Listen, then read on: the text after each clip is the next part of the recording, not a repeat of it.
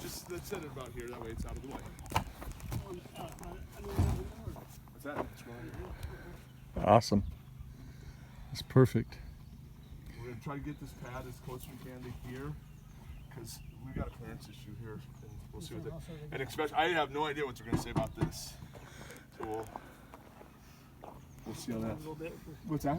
Gotta leave a little bit. They gotta put another strip on there.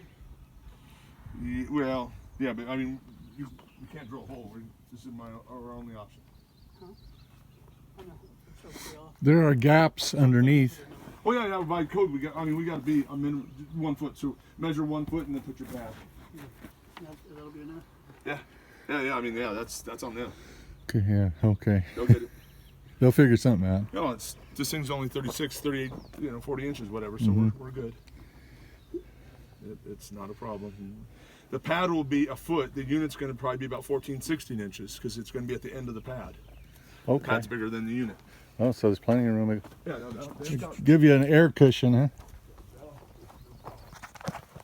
huh?